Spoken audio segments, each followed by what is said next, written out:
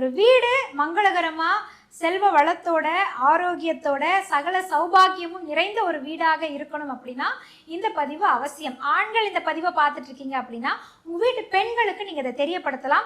இல்லை இந்த பதிவில் நாங்கள் சொல்லக்கூடிய அந்த பொடிகளை நீங்க தயார் பண்ணி அவங்களுக்கு கொடுக்கலாம்.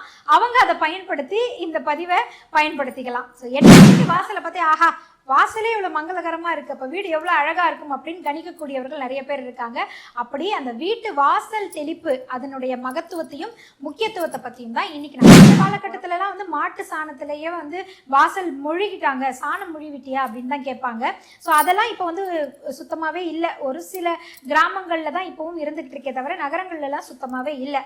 அப்படி சாணம் தெளித்து கோலம் போட முடியாத சூழல் இருந்தாலுமே நான் சொல்லக்கூடிய இந்த வாசனை பொடியை பயன்படுத்தி வீட்டு வாசல் தெளிச்சு பாருங்க.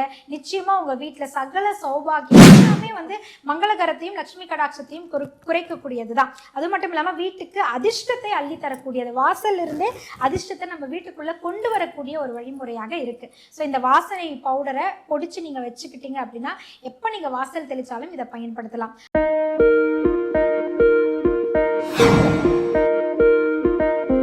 இந்த பதிவை பார்த்துட்டு மறக்காம லைக் அண்ட் ஷேர் பண்ணி சப்ஸ்கிரைப் பண்ணுங்க. ஆர்த்தி விலாக் நேயர்கள் அனைவருக்கும் அன்பார்ந்த வணக்கம். இந்த பதிவு பெண்களுக்கான ஒரு பதிவு அப்படின்னு நான் சொல்றதை விட ஒரு வீடு மங்களகரமா செல்வ வளத்தோட ஆரோக்கியத்தோட சகல சௌபாகியமும் நிறைந்த ஒரு வீடாக இருக்கணும் அப்படின்னா இந்த பதிவு அவசியம். ஆண்கள் இந்த பதிவை பார்த்துட்டு இருக்கீங்க அப்படின்னா உங்க வீட்டு பெண்களுக்கு நீங்க இதை தெரியப்படுத்தலாம். இல்லை இந்த பதிவில் நாங்கள் சொல்லக்கூடிய அந்த பொடிகளை நீங்க தயார் பண்ணி அவங்களுக்கு கொடுக்கலாம். அவங்க அதை பயன்படுத்தி இந்த பதிவை பயன்படுத்திக்கலாம். ஸோ என்ன அப்படின்னா வீட்டு வாசல், ஒரு வீடு அழகா இருக்கு அப்படின்னா அகத்தின் அழகு அப்படின்றது முகத்தில் தெரியும் சொல்லுவாங்க. ஒரு வீட்டினுடைய முகமா இருக்கக்கூடியது என்ன அப்படின்னு பார்த்தீங்கன்னா அந்த வீட்டு வாசல் தான். ஒரு வீட்டு வாசலை பார்த்து ஆஹா வாசலே இவ்வளவு மங்களகரமா இருக்கு, அப்ப வீடு எவ்வளவு அழகா இருக்கும் அப்படின்னு கணிக்கக்கூடியவர்கள் நிறைய பேர் இருக்காங்க.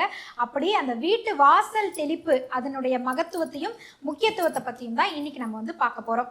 ஸோ வாசல் தெளிச்சு கோலம் போடுறது அப்படின்றது இந்த காலகட்டத்துல ஒரு வேலையா மாறிடுச்சு இல்லையா? இது வேலை கிடையாது, நம்மளுடைய வாழ்க்கை முறையில ஒன்று அப்படின்றத உணர்ந்தவங்க மட்டும்தான் இன்னைக்கு வரைக்கும் தவறாம 30-31 நாளுமே அமாவாசையை தவிர்த்து வீடு அதிகாலை எழுந்து வீடு வாசல் தெளித்து கோலம் போடுறாங்க. இப்போ நிறைய பேர் அப்பார்ட்மெண்ட்ஸ்க்கு போயிட்டாங்க, ஃப்ளாட் சிஸ்டமாக மாறிடுச்சு. எல்லாமே இண்டிவிஜுவல் அப்படின்றது மாதிரி ஒருத்தர் மேலே ஒருத்தர் நம்ம அடுக்குமாடி குடியிருப்புகளில் இருக்க ஆரம்பிச்சிட்டோம்.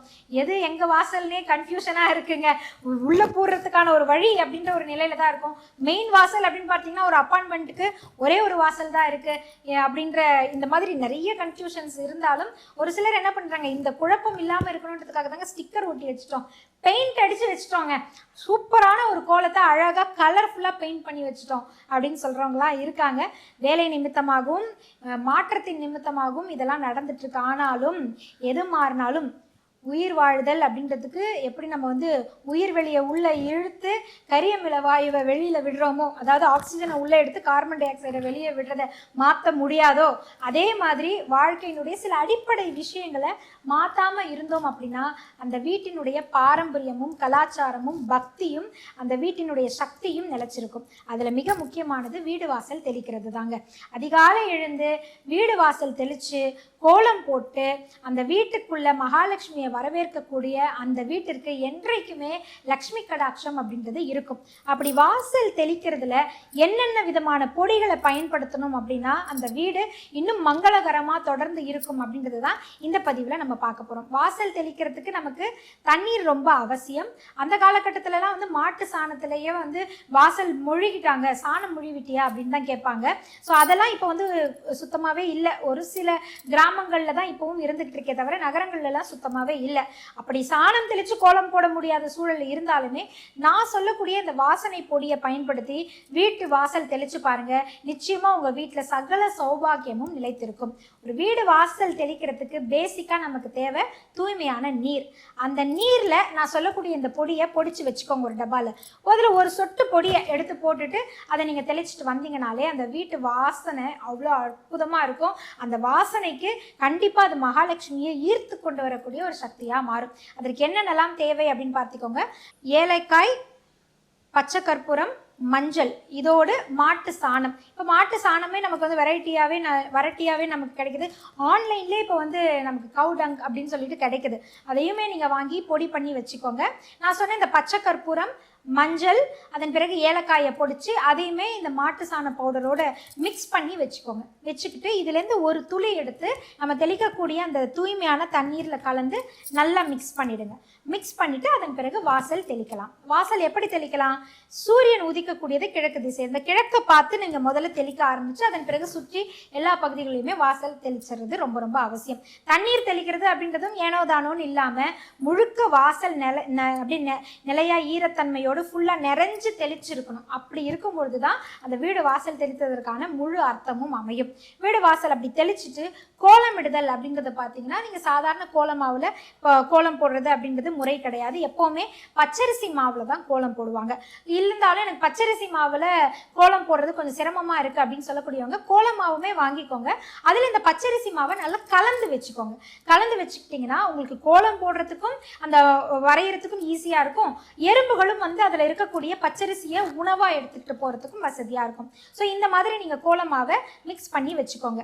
கோலமிடுதல் அப்படின்றதும் வாசல் நிறைஞ்சு கோலம் இருக்கணும். ஏதோ சின்ன சின்ன கோலமா இல்லாம அந்த கிழமைக்குரிய கோலங்களாக, அந்த கிழமைக்கு ஏற்ற இறைவனுக்குரிய கோலமாக இருந்ததுன்னா அது இன்னும் கூடுதல் சிறப்பாக இருக்கும். அதனாலதான் அந்த காலகட்டத்தில் வாசல் முழுக்க பெருசா கோலம் போட்டுட்டு மாட்டு சாணத்துல இந்த பூசணி பூவை வச்சிருப்பாங்க. இது எல்லாமே வந்து மங்களகரத்தையும் லட்சுமி கடாட்சத்தையும் குறைக்கக்கூடியதுதான். அது மட்டும் இல்லாம வீட்டுக்கு அதிர்ஷ்டத்தை அள்ளி தரக்கூடியது. வாசல் இருந்தே அதிர்ஷ்டத்தை நம்ம வீட்டுக்குள்ள கொண்டு வரக்கூடிய ஒரு வழிமுறையாக இருக்கு. ஸோ இந்த வாசனை பவுடரை பொடிச்சு நீங்க வச்சுக்கிட்டீங்க அப்படின்னா எப்ப நீங்க வாசல் தெளிச்சாலும் இதை பயன்படுத்தலாம்.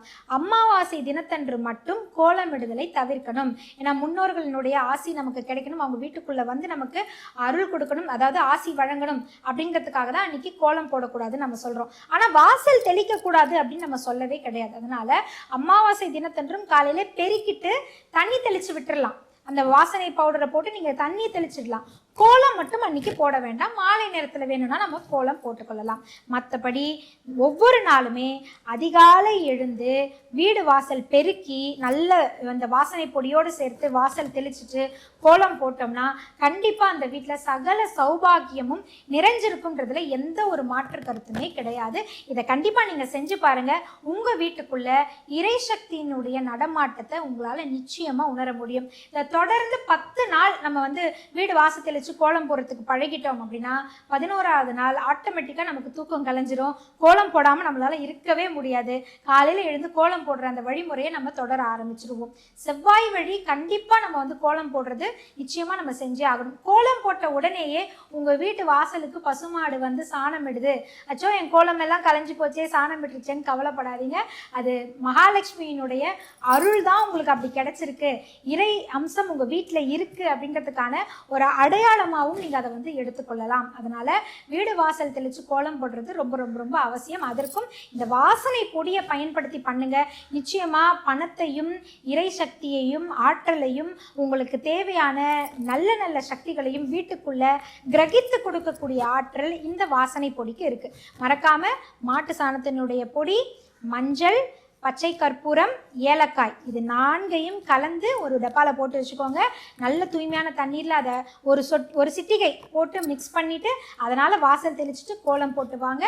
நிச்சயமா உங்க வீட்டுக்குள்ள மகாலட்சுமியினுடைய கலாட்சம் நிலைஞ்சிருக்கும். அதே மாதிரி வீட்டு நிலை வாசலுக்குள்ளேயும் கோலம் போடுதல் அப்படின்றது ரொம்ப ரொம்ப அவசியம். அங்கேயும் மலர்களினுடைய அலங்காரத்தை எப்பவுமே வச்சிருங்க. ஏன்னா இறைவன் வரும்பொழுது முதல்ல குலதெய்வத்தை பார்த்து விட்டு தான் உள்ள வருவாங்க. குலதெய்வம் மகிழ்ச்சியா வளமையா இருக்காங்க அப்படிங்கிறத பார்த்த பிறகுதான் உங்களுடைய இஷ்ட தெய்வம் வீட்டுக்குள்ள வருவாங்க. அதனால குலதெய்வத்தையும் கவனிச்சுக்கோங்க, இஷ்ட தெய்வத்தையும் வீட்டுக்குள்ள வரதற்கான வழியை செய்யுங்க. வீட்டு வாசல் தெளிப்பது ரொம்ப ரொம்ப அவசியம். பெண்களுக்கான இந்த பதிவை ஆண்கள் நீங்க பாக்குறீங்கன்னா அவங்க கிட்ட இந்த பதிவை கொண்டு போய் சேருங்க. இந்த பதிவு உங்களுக்கு பயனுள்ள பதிவா இருந்ததுன்னா உங்களுடைய அன்பை லைக் அண்ட் ஷேர் மூலமா தெரியப்படுத்துங்க. மறக்காம சப்ஸ்கிரைப் பண்ணுங்க. நன்றி.